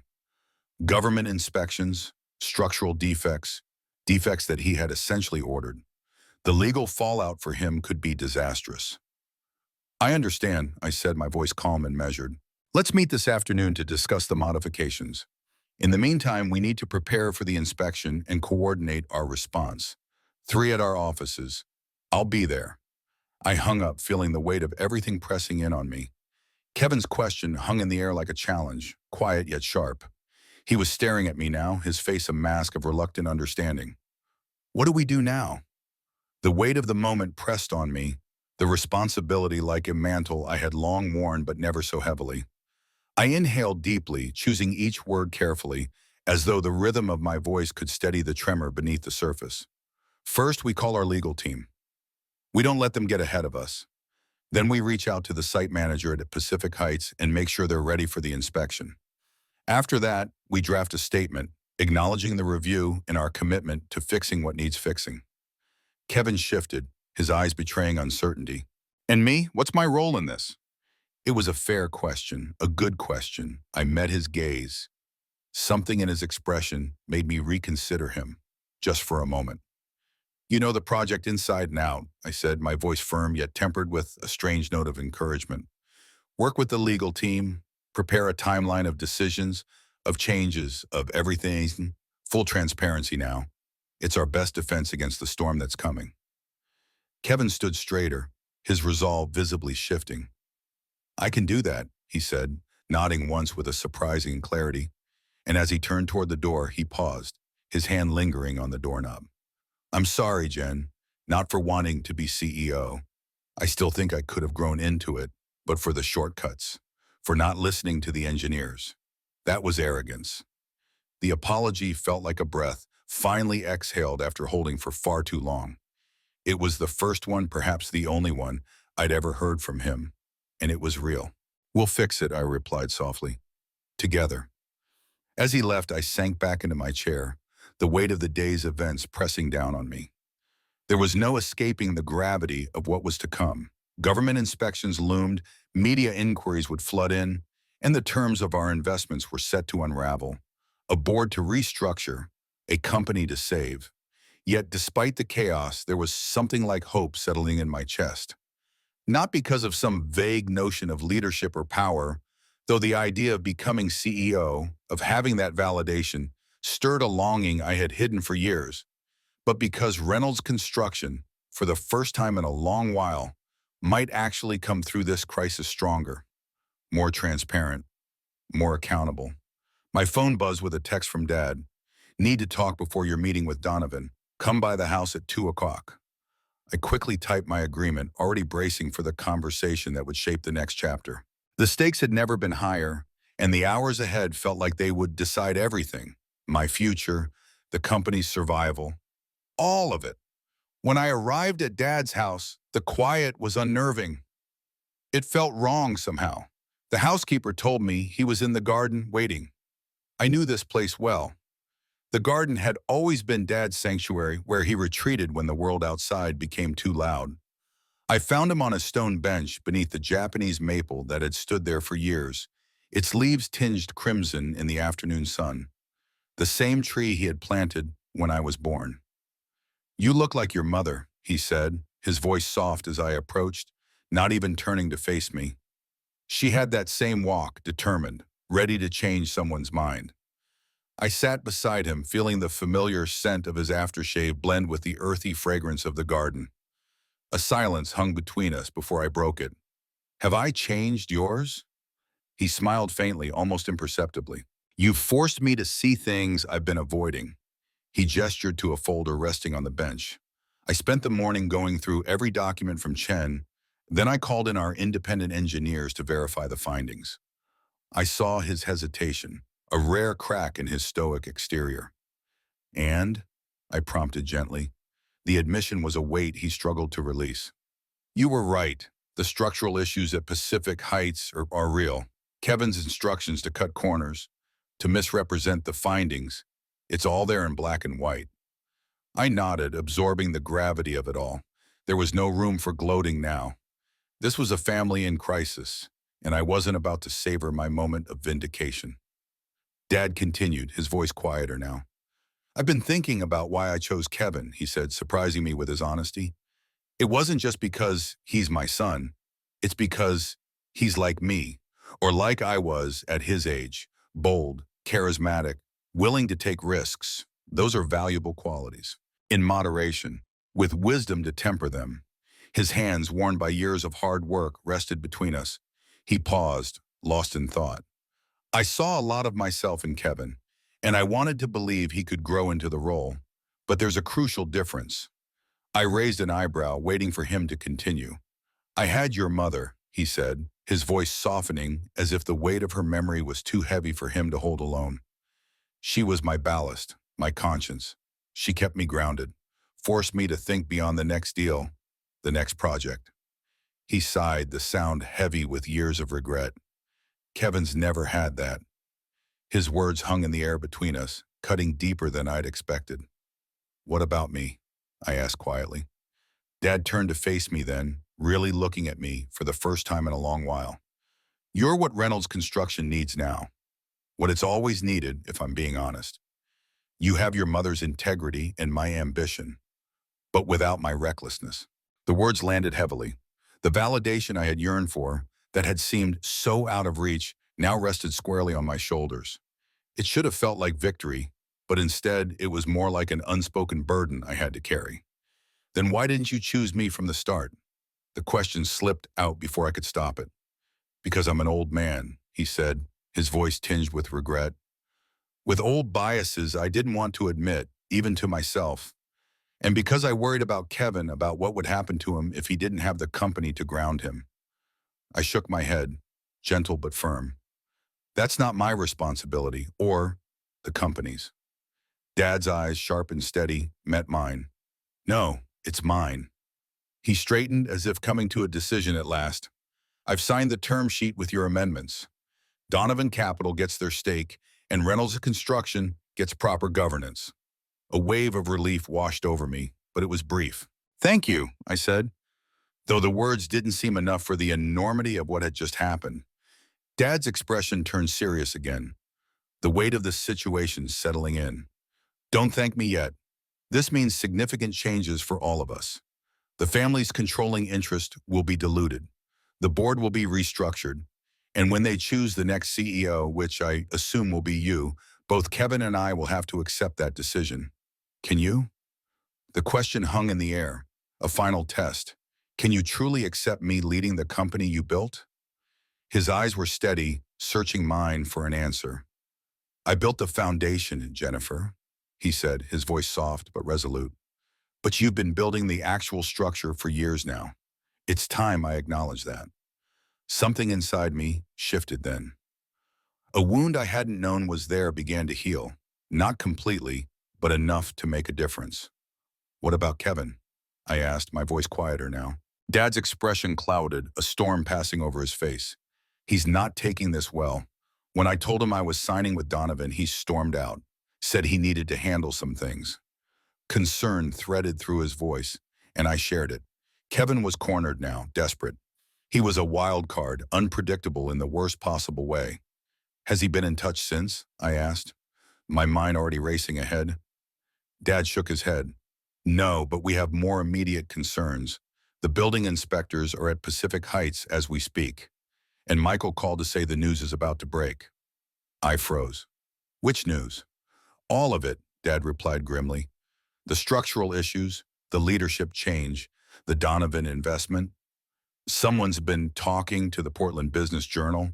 They're running the story this afternoon. I stood up suddenly, urgency flooding me. We need to get ahead of this, I said, my voice sharp with resolve. We need to issue a statement confirming the structural review and our proactive steps. Position the Donovan investment as a strategic partnership. Show that this is a sign of responsible corporate governance, not desperation. Time was running out, and I could feel it slipping through my fingers. The storm was coming, and we were right in its path. The words hung heavy in the air. The question struck me like a thunderclap echoing in the stillness of the room. With what money? The voice wasn't just my father's. It was the voice of reality, grounding me, reminding me that ambition could only soar so high before the weight of the world yanked it back down. I stood frozen for a beat longer than I should have, before letting the tension bleed from my body. It wasn't time for hesitation. Not now, not with everything we'd built on the line. "We'll figure it out," I said more firmly than I felt. "We always do." Dad's eyes, weary from years of decision-making and dealing with crises that felt more personal than professional, searched mine. The weight of his disappointment in Kevin, the son he'd raised, was a silent cloud hovering between us. He had always known that Kevin's ego would one day cause problems, but I think deep down he never expected it to go this far. Kevin, my brother, I didn't recognize him anymore. This wasn't just a business dispute. It was a betrayal that went deeper than I cared to admit. But my father's pain mirrored my own, and in that moment I didn't have time to wrestle with the wreckage of my feelings. There was no room for doubt, not while we were staring down the possibility of losing everything.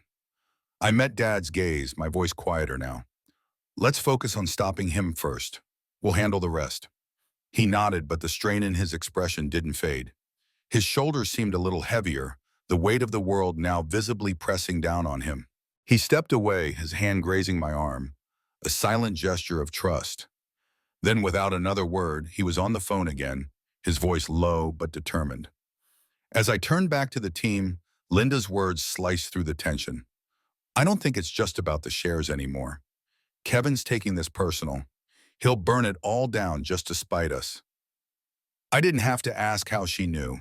It was written in the lines of her face, in the hurried flick of her eyes as she scanned her phone, fingers trembling slightly. She had the same unease that gnawed at me, the kind that said we were no longer in control. With the room still buzzing in anticipation of our next move, I focused on the one thing we could still influence, the company's survival. There was no room for weakness now. The minutes felt like hours as I laid out the steps, making decisions that could save Reynolds or doom us. Every word that left my mouth was a promise to the employees who were watching us for answers, a promise to my father, and a promise to myself that I wouldn't let this fracture destroy everything we had worked for. "PR, get a statement out immediately," I directed, voice cutting through the chaos. "Legal, get the shareholder agreement and review the clauses. We need to shut this down now. Kevin can't play us like this." But the more I spoke, the more it felt like the walls were closing in. Kevin had the power to unravel it all with one calculated move. The fact that he'd gone to Sullivan Development of all places was the final piece of the puzzle. The fact that he was trying to sell his shares, knowing that it could trigger a corporate civil war, made me sick. I had spent years working to avoid this very moment, seeing the company split in two, destroyed by greed, ego, and betrayal. Now it was here, and we were all caught in its wake. When Michael Donovan's name flashed on my phone, I wasn't surprised, but my stomach still twisted at the thought of what he would say. His voice on the other end was clipped, businesslike, but with an edge of concern that only confirmed my worst fears. "Jennifer, we have a situation." "What now?" I thought, bracing myself. "Kevin's at my office proposing a competing offer. He's trying to sell his shares to Sullivan Development." The words hit like a slap. My blood turned cold as the full weight of the situation crashed over me. "What kind of offer?" "He's proposing to sell his 15% to Sullivan," Michael continued, his voice tight with barely contained frustration. "He claims it'll give them enough leverage to block your deal with us, and any leadership changes you've planned. He's trying to sabotage everything." I didn't even have to ask which part of that was the most dangerous. Sullivan Development was no friend to Reynolds. They were sharks, circling, always waiting for a weak spot to strike. And if Kevin was willing to sell out to them, we were looking at an existential threat. "Can he do that?" I asked, the words slipping from my mouth before I could fully consider the implications. "Legally? Maybe, but it would cause a nightmare. It could trigger a proxy fight that would tear the company apart, Michael answered, his voice laced with a mix of disbelief and business pragmatism. I'll call you back after I speak with legal. We need to make sure we can shut this down before it gets out of hand. I disconnected the call and immediately turned to our general counsel. Her face, which had once been calm under pressure, now showed signs of strain as I relayed what had just happened. This could be a disaster, she said, flipping through the documents in front of her. But there's a clause in the shareholder agreement, a right of first refusal. If Kevin wants to sell his shares, he has to offer them to the existing shareholders first. Oh, you and your father. I nodded, my mind already racing through the options. If Kevin wants to sell, we'll buy him out. All of it. We can't let him destroy this company. Just then, Dad returned, his face pale, the shadows under his eyes deepening. Kevin's gone, he said, his voice tight. He left his apartment with suitcases this morning. I think he's gone to Sullivan Development. The finality of his words hit me like a punch to the gut. It wasn't just a business deal anymore. It was personal. Kevin had crossed the line. We'll stop him, I said firmly. But the question that haunted me remained. With what money? The moment Kevin stepped onto the executive floor, his disheveled figure cutting through the polished calm, the tension in the air thickened. His eyes were wild, frenzied, defiance fighting with desperation. A far cry from the composed air he once tried to be. Family meeting in this conference room, he barked, his voice breaking the silence with jarring sharpness. My father and I exchanged glances, both of us well aware of the storm brewing. It was better to handle this privately. Less drama, less audience for his latest theatrics. We followed him without a word. The door clicked shut behind us, a small, ominous sound that sealed us into a world where decisions were made in the shadows of family legacy. Kevin tossed a folder onto the table with the kind of dismissive energy that made it clear this wasn't a proposal, it was a challenge. Sullivan's offer for my shares, he declared almost arrogantly, 15% above market value. They signed today. We announced tomorrow. And your deal with Donovan is dead. I flipped open the folder, scanning its contents with practiced calm. It was exactly as Michael Donovan had described, a blatant, transparent attempt to block our restructuring, to maintain Kevin's position. I didn't even need to look at my father to know he was just as disgusted by the move. The old man's voice was heavy with deep appointment. This is your grand solution? Selling out to Sullivan just to spite us? Kevin didn't flinch. It's business, he retorted, shrugging as if it were the simplest thing in the world. Then that what Jennifer's always preaching? I didn't raise my voice. Make the logical decision, not the emotional one. There's nothing logical about this. I met his gaze with calm precision. You're sacrificing long-term value for a quick cash grab in the satisfaction of creating chaos. His eyes narrowed, but the walls were coming down.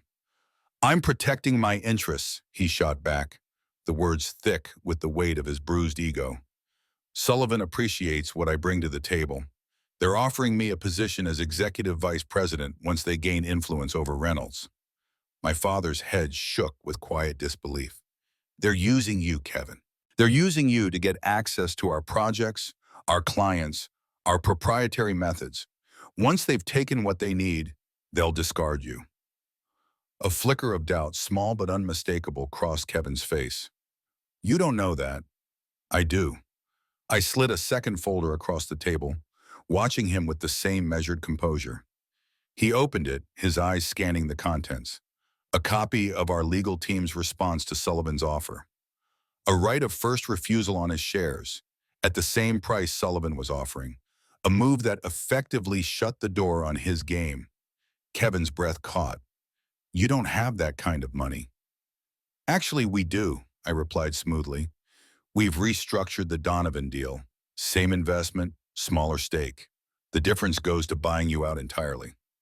The room held its breath. Kevin leafed through the document, his fingers trembling just enough to give away his anxiety. The reality was sinking in, and it wasn't the one he'd hoped for. So that's it? You forced me out entirely? His voice cracked slightly, and for the first time he sounded less certain. Not force, my father interjected. Buy at a premium. You get your money. We get to move forward without the threat of sabotage hanging over us. The fight drained out of Kevin. It wasn't surrender. No, it was something more painful. A resignation born of bitter understanding. What am I supposed to do? Just walk away from the family business? For a fleeting moment, I felt a twinge of sympathy, something I hadn't allowed myself to feel before. Beneath the arrogance, beneath the carefully crafted image of a man who was supposed to lead, Kevin was just someone lost. The company had always been his identity, not because he loved the work, but because it was the only life he had known. Take the money, I said quietly, and find what actually fulfills you. Kevin looked up, startled by the simplicity of the truth. You've never loved construction, Kevin, I continued. You love the status, the connections, but the real work, the projects, the details, the responsibility, those were burdens to you, not passions. His gaze shifted, uncertain for the first time, as if the world had just shifted beneath him. And then my father, who had watched this unfolding train wreck for years, added his voice. You have talents, Kevin, real ones. You've always had the ability to build relationships, to spot opportunities where others don't. But you need to apply them somewhere else. You don't have to force yourself into a role that was never meant for you. There was silence, the kind that seemed to stretch, like the weight of all the decisions we'd made, all the paths we'd walked, coiling around us. Kevin's fingers rested on the table, the weight of the moment pressing down on him. Finally, his posture slackened, and he picked up the pen. I want 3 conditions, he said, his voice smaller now, more tired than angry. I nodded, waiting. First, Kevin began, the press release can't make it look like I was forced out.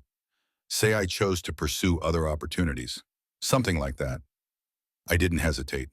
Fine.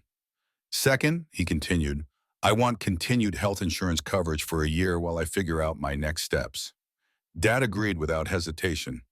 We can arrange that. Kevin paused, eyes downcast, before speaking again. Third, I want the family home in Aspen. Not as part of the share buyout. I need somewhere to regroup. That place always meant more to me than either of you. Dad and I exchanged a glance. The Aspen property had always been a quiet retreat, more symbolic than anything else. Neither of us had used it in years. Done, Dad said, a hint of finality in his voice. But Kevin, once you sign this, it's final. No changing your mind. No trying to interfere with Reynolds Construction's operations or relationships. A clean break. Kevin's hand hovered over the signature line. He exhaled deeply. You know, I really did think I could run this company, that with enough time, I'd figure it out. I believe you believe that, I said, my voice firm but not unkind. But Reynolds Construction needs more than good intentions. It needs leadership with experience and results. He signed the papers with a sharp motion, the sound of the pen scratching across the paper filling the silence. As he slid the documents back to me, he looked me dead in the eye. Congratulations, CEO Reynolds. The company's yours. Don't screw it up. Despite the weight of the moment, I smiled just slightly at the bluntness I knew all too well. I won't. As Kevin left the room, my father placed a hand on my shoulder. His voice was low, careful, almost like he was testing the air before asking a question he'd waited years to pose. Are you ready for this? Really ready? I thought about the years of work, of proving myself in ways Kevin never had to. I thought about the challenges ahead, the Donovan deal, the fight for Pacific Heights, rebuilding the team's trust, restoring our company's pride. I've been ready for 15 years, I replied quietly. The question is, are you ready?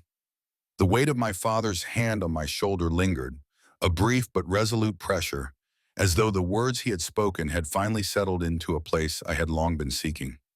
To let me lead? I asked myself, a question that had hovered at the edge of my consciousness for years. His response, a quiet, unspoken affirmation, told me everything I needed to know. 2 weeks later, I stood at the podium in the grand lobby of Reynolds Construction, facing a sea of familiar faces, each of them a reflection of a chapter in my life I had written alongside them. This moment, undeniably mine, arrived with the weight of history pressing down on me. but also the knowledge that it was a moment earned, not simply given. The board vote had been unanimous. Yes, even my father's support had been cast in my favor, smoothing the transition more than I had dared hope. My voice rang through the space, steady and sure, as I addressed the company for the first time as their official CEO.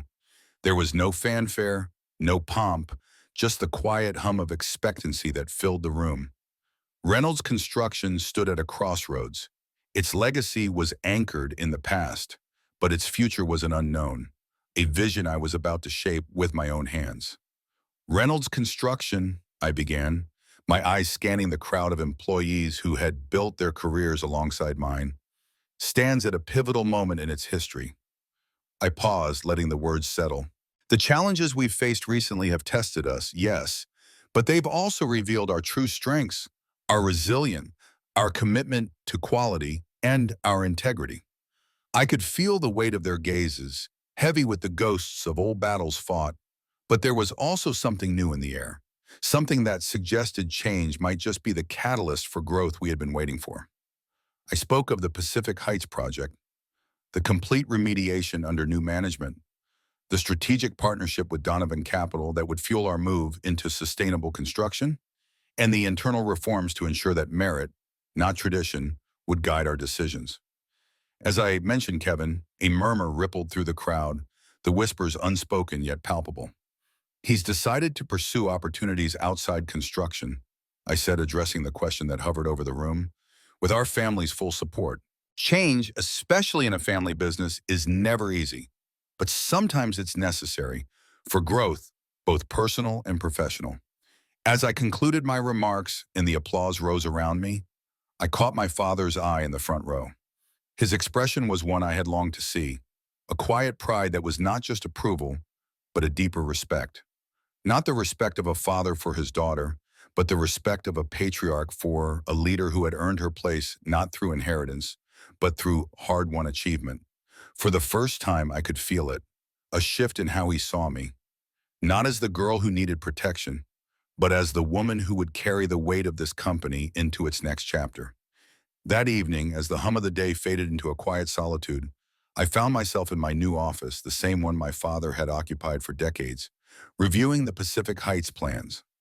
A knock at the door pulled me from my thoughts. "Come in," I called, expecting one of the project managers or perhaps Linda with a last-minute question. It wasn't Linda, though. It was my father carrying 2 glasses and a bottle of single malt scotch, the one he reserved for moments of significance.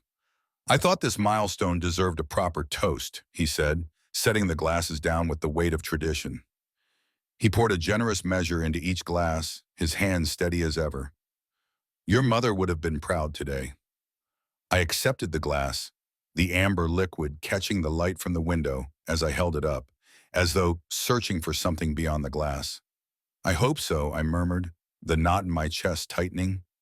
My mother had always seen me more clearly than anyone else. She used to say I had steel in my spine, a quiet strength that no one could break. "She would have," my father insisted, settling into the chair across from me. "She always saw you more clearly than I did. She'd say, that girl's going to build something remarkable if you don't get in her way." A wry smile tugged at my lips as I thought of her soft but ironclad conviction. "Were you in my way?" I asked, my voice a whisper. Dad paused, swirling his scotch thoughtfully, the silence between us thick with years of untold stories. "Not intentionally," he said at last, his voice low. "But sometimes our blind spots are the largest with those closest to us. I saw your competence, your intelligence, your drive. What I missed was your vision. I saw Reynolds Construction for what it was, but I didn't see what it could become. And now, Jennifer, I'm looking forward to seeing you build that vision." He raised his glass, his eyes locking with mine. "To Jennifer Reynolds, CEO," he said, "may you lead with the wisdom I sometimes lacked." We clinked glasses, the sound sharp and resonant in the otherwise still room. That moment, frozen in time, marked not just the passing of a mantle, but the transformation of our relationship. A shift in the way we saw each other, and more poignantly, the way I saw myself. I was no longer just Richard Reynolds' daughter. I was Jennifer Reynolds, CEO, a leader who had earned her position through hard work, perseverance, and an unflinching commitment to what was right, even when it was difficult. As my father left me to my work, I turned to the window, my gaze drifting out over the Portland skyline. The sun was setting, casting a golden glow over the city's towering monuments, monuments that bore the mark of Reynolds Construction, standing tall despite the challenges we had faced. Now it was my turn to shape that skyline, to build structures that would endure long after the family tensions and corporate struggles had faded into the past. Not as a daughter following in the shadow of her father, but as a CEO who had proven that true power